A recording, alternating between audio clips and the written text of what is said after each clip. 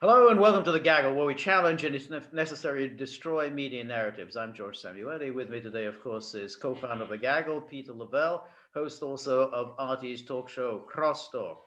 Well, the battle between Fox News TV talk show host Tucker Carlson and the Pentagon shows no sign of abating. There have been repeated attacks on Tucker Carlson from a variety of unelected Pentagon bureaucrats, some of whom are incidentally four-star generals, all of whom are in fury at Tucker Carlson calling into question the fighting capabilities of a Pentagon that is more preoccupied with identity politics and political correctness and promoting women, even pregnant women, than the kinds of things that a military fighting force should be preoccupied with.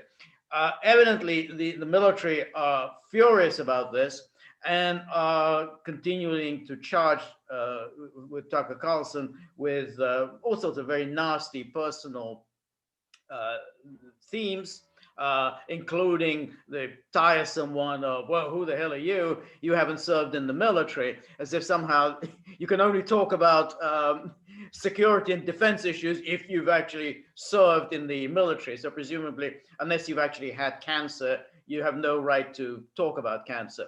Um, so there's that. There's a very troubling aspect to all of this, um, which is that we have a military that has been extremely politicized. I mean, as I Yes. say, these are not elected officials or appointed officials acting on behalf of elected officials who are making these statements. These are career civil servants. These are bureaucrats who are making these attacks against Tucker Carlson. And given how politicized the military has become, and given how they are all on board with Russiagate hysteria, you have to concern yourself with what might happen in the various parts of the world where Russian and American forces are in close proximity. Some of these fanatics could easily get the United States involved in very awkward conflicts, whether it's in the Baltics or in the Black Sea or in Syria. So this very politicized military, I think, is a very, very troubling phenomenon. Peter, what's your take? Well, it's really interesting because I've been following this for a long time. A lot of viewers know that I used to be an academic, and that was in the early mid 90s in California. And in graduate school, I saw all of this. I had no idea how it would spread into the popular culture because what's happened here is that these unelected bureaucrats, they've gone through the university system and they've just enveloped this nonsense. And now they have power. They have as public officials. And so for them, all of this is so obvious, isn't it? It's just so clear, isn't it? And that's why they're really taken aback by how much there's pushback. Because again, to put into context, Tucker Carlson was making the comparison of the Chinese military becoming instilling a sense of muscular madness into their ethos as fighting soldiers. And at the same time, the juxtaposition is that the U.S. military is showing its bona fides by saying we're going to protect the rights of pregnant pilots. Well, that's all nice and fine, but they missed the comparison. Okay, the comparison is who's focusing on the mission of protecting. Okay, and when necessary to deploy and project military might. Okay, and that's just what Tucker was talking about. He's just saying, it looks like you're losing the focus of the mission. Okay, it's not about women per se in the military, not at all. Okay, but of course it was interpreted that way.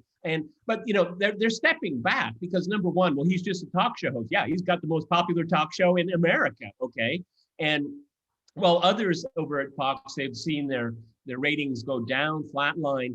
Tucker Carlson has seen it tick up. So I mean, for that kind of political disposition, Tucker is filling the void even more. Okay, so the military better be careful, because essentially, if we can just draw the line, half the country is listening to Tucker, and the other half are listening to the idiots over at CNN and MSNBC.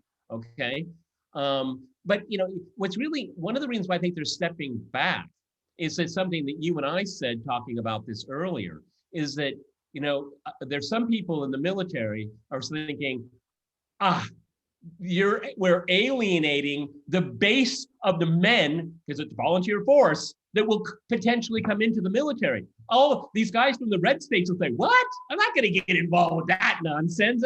I wasn't brought up that way. I don't believe that. Okay. And I think that's really kind of making them shake in their boots, because they're alienating potentially countless numbers of recruits. Okay. I mean, you don't want to do that. Because people just say, then I'll just defer. I'm not going to go into the military. It's not what it used to be. Right. No, I think that's right. And on top of that, you have the top brass of the military, led by Defense Secretary Lloyd Austin, now threatening widespread purges throughout the military to weed out white nationalism, white supremacy, as he defines it, Trump support. And so that... Yeah, yes, go. No, but I'm just saying they're making the claim that they're going to root out white supremacists. Well, can you define that for me, please? No, they're not doing it. They have to understand the terms, okay? No, that's exactly right. That's right. So when they do this, they're making the kind of people who would go into the military think again. Why would they want to do this? Why would they want to have their superiors constantly suspecting them of wrong things, of being hostile to the powers that be? They're not going to do it. Why should they? So there's that.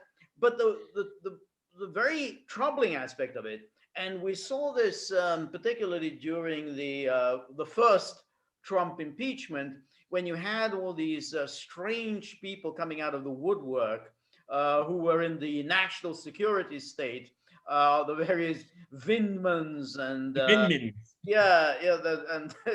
who apparently felt that they were in charge of U.S. foreign policy, that the elected president was an interloper and was sabotaging what should be the appropriate U.S. foreign policy.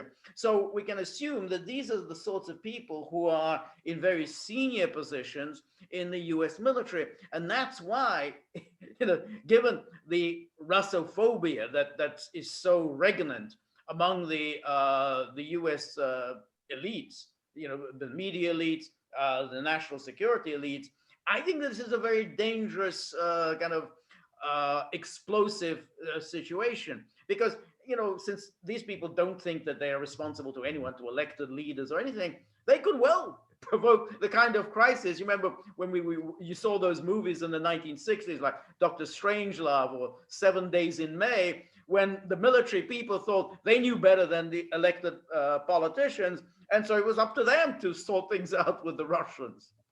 Well, all the more so considering the president that we have right now. Right. Exactly. I mean, Joe's taking a nap. Okay, we won't bother him. Okay, we'll take care of business. Okay, I mean, even more so here.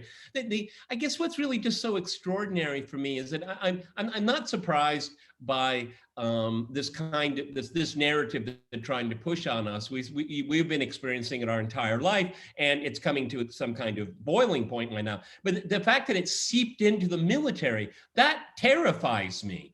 That really worries me here. I mean, are they, when troops are deployed, are they going to be thinking about critical race theory or about, saving the buddy next to them, okay, to make sure they can go home? And what are they going to be thinking about? How are they scrambling their brains?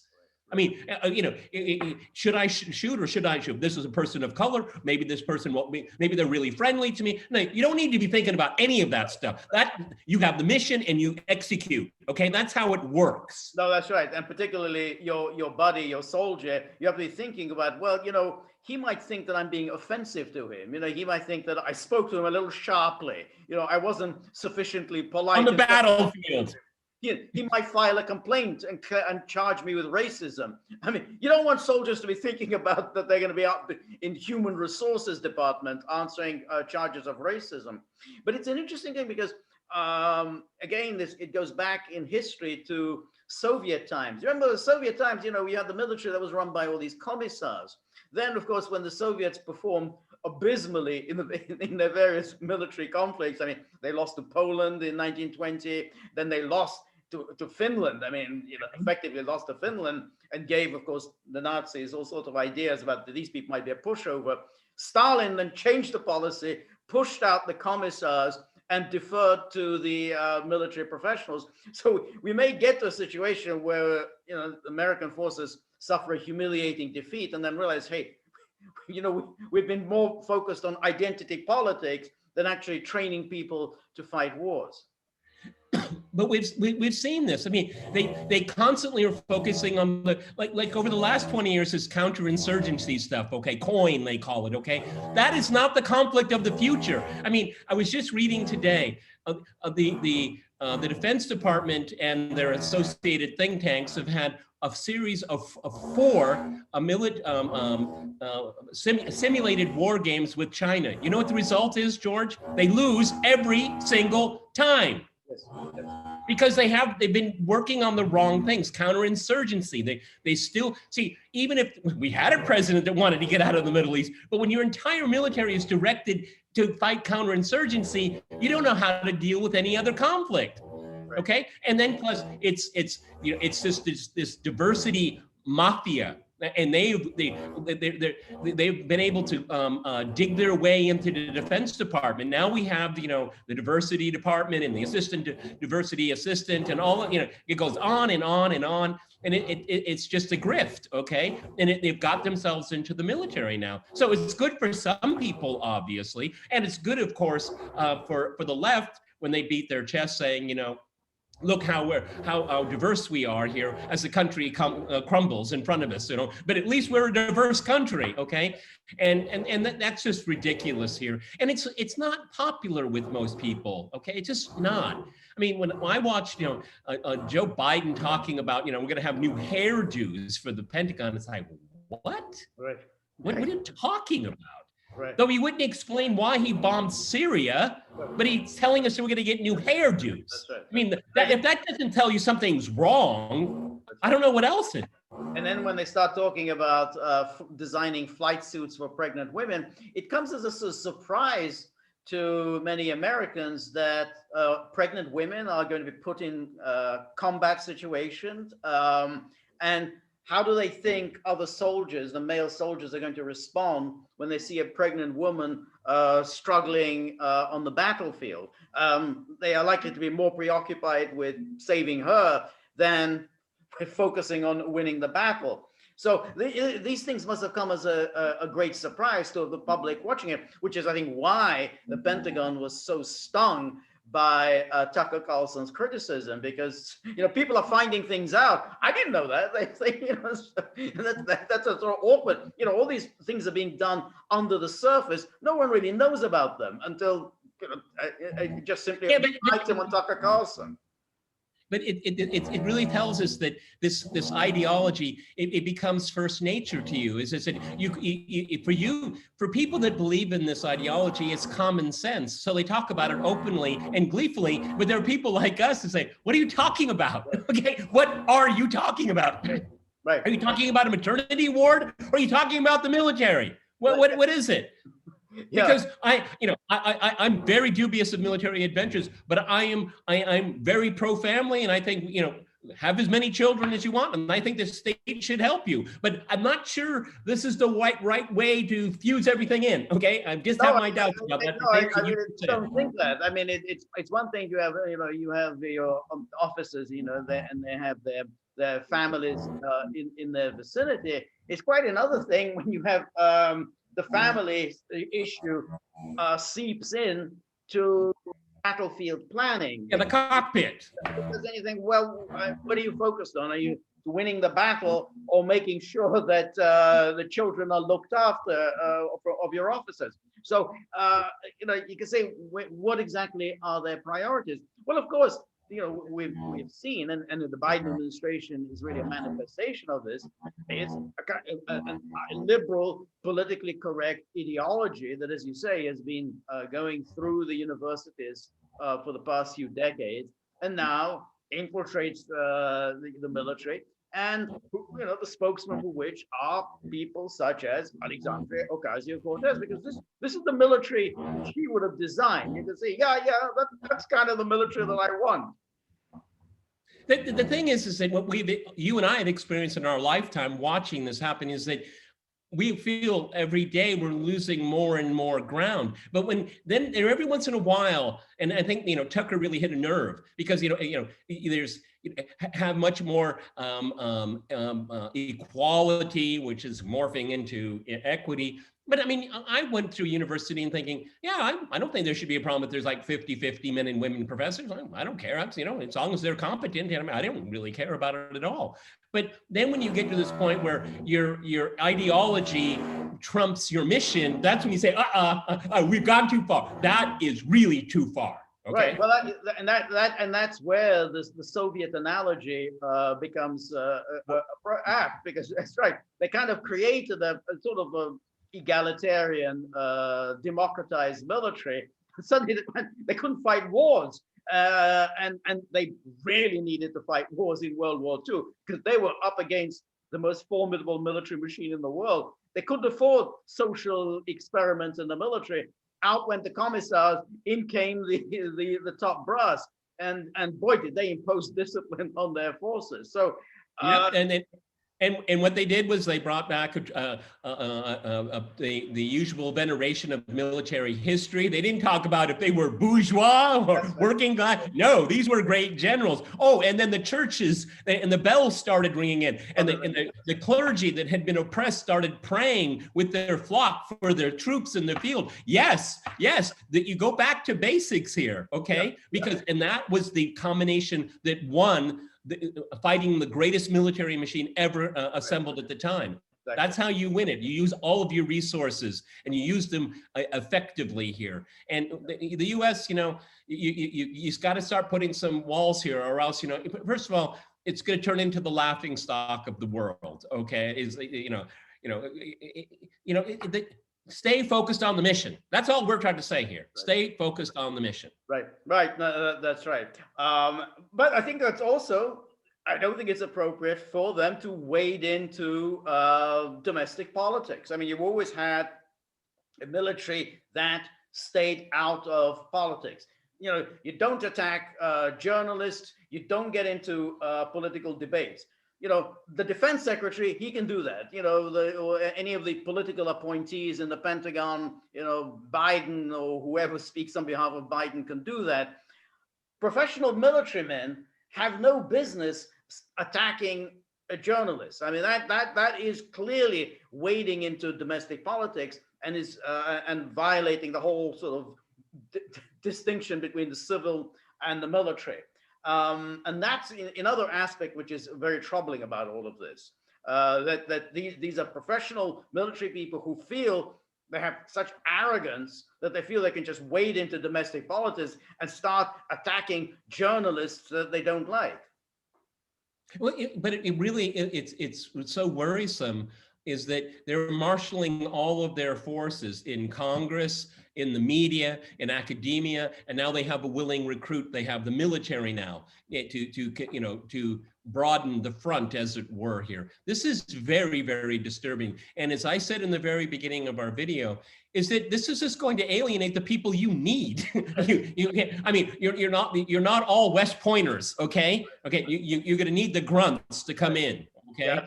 And they're usually very conservative, and very patriotic. Right. No, that's exactly right. And they liked Trump, even though Trump, evaded military service. That wasn't really the issue. They liked him because they felt that he had their back. The people there, they look at the leadership at the top, Lloyd Austin, the people around him. They're not going to renew their contracts. Once that term of service is up, they will leave. And there won't be any new recruits. As you say, the people who usually come in as the grunts are very conservative. There's a family tradition to serve in the military. And they say, well, what do I need this for? So Yeah, yeah, but see, it's alienating but that this, potential pool. yeah, but what they're doing is that they're penalizing dissent. I mean, if you don't, I mean, if you don't vote the party line, it's only in 2021 this year that question has actually ever been risen. Okay, I mean, look. Let's give an example to everyone. Dwight D. Eisenhower. He was one of the greatest generals in American history, five-star general, headed the Allied effort in Europe. And when he retired, he went to what was it? Columbia, Columbia. Princeton, Columbia. Columbia. Okay, and then the Republicans and the Democrats, when Truman's term was coming to an end, both the Republicans and Democrats tried to get Eisenhower to run with them because they had no idea what his party was. Right. No idea. No, Okay. no. But the interesting thing is, I mean, going to Eisenhower, is that he pursued a prudential foreign policy. I mean, we can talk about all the things, bad things that happened under Eisenhower, Guatemala, the overthrow of Mossadegh in Iran. But by and large, he pursued a very prudent policy, very different from his successor with Kennedy and Johnson.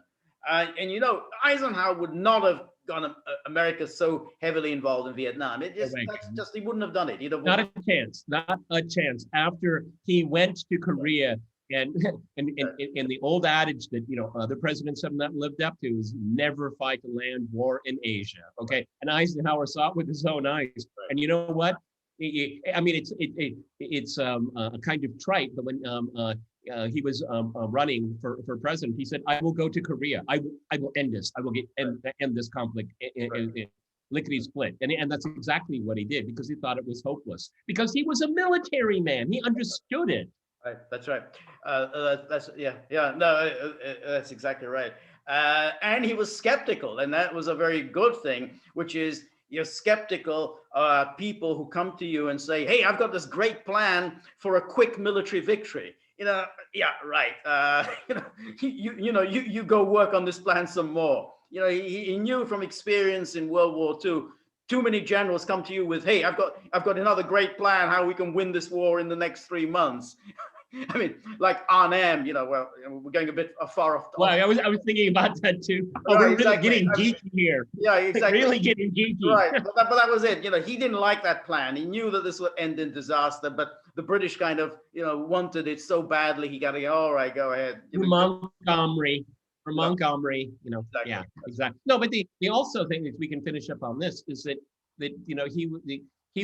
Eisenhower was a political general. Okay, I mean, he wasn't the same kind of general, let's say, Patton was. Okay, but because he was good at coalition building, and he understood how the state worked, how the military worked, and how it didn't work. Okay, that was kind of like a philosopher king in a way that Eisenhower was when he dealt with the military, because he understood the practicalities of it. And when it came to the Second World War, and I would even say with Korea, he built a coalition to get the outcome he wanted, and he succeeded.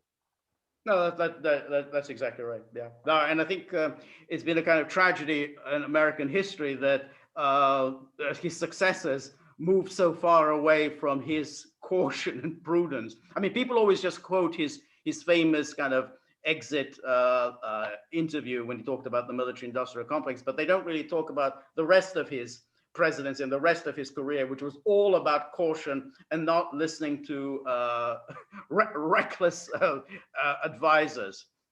Yeah, but it's kind of cut down the middle in a way, because the catastrophe that Johnson allowed happen in Southeast Asia, Indochina, is that Nixon spent quite a bit of capital to get out of. Okay, and then you have George W. Bush with his adventures in the Middle East, and then you had two presidents, to some extent Barack Obama, but he just caved, and certainly Donald Trump trying to get out of messes that the predecessors had created for him. Okay. Exactly. That's it. Exactly.